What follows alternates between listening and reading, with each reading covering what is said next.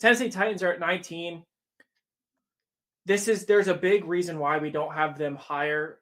Peter Skoronski, great pick at 11, fills a need, positional flexibility on the line that was, as Jack noted, decimated and gutted at the beginning of this offseason. Yeah, Skoronski was one we actually had mocked to Tennessee earlier. He kind of tumbled a little bit through the last couple mocks, but we did like the fit to Tennessee. Skoronski is more than likely going to get kicked inside the guard, and between him and Jalen Duncan, as Zach emphasized, they're looking to replace what they purged earlier. It does seem likely that Henry stays with this team. They're building the line exactly how Henry would like it to be built.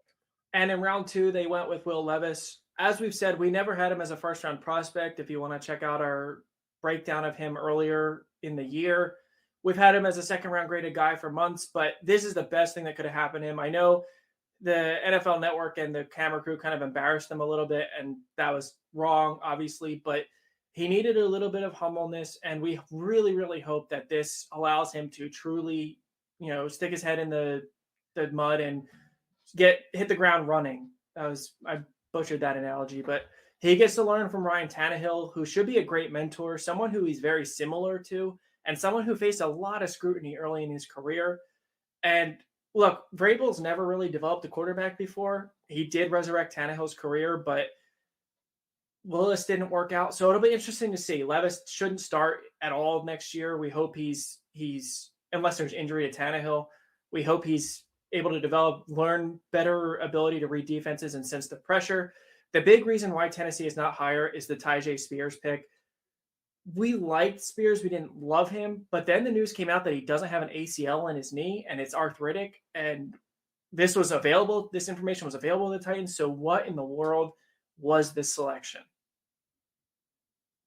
Yeah, I mean, you look at what happened to Gurley with all the knee stuff, like how yeah, I don't like how can you just be like, "Yep, we're cool with wasting our third round pick." Like the Titans might have purged, but it's not like they fully went into rebuild mode. They can still compete. This very easily could have been a contributing starter, and It could have instead it could have it's even not. been another running back. Abin Akonda was still there. Like there were so many backs available.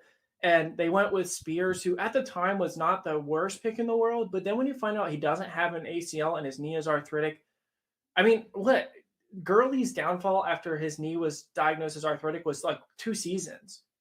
If even. So yeah, so now you got to be worried about Spears even playing out his rookie contract. It's just it was early with all the running backs falling. It was painfully early, and it just doesn't make sense if they knew his knee was arthritic why they would take him here.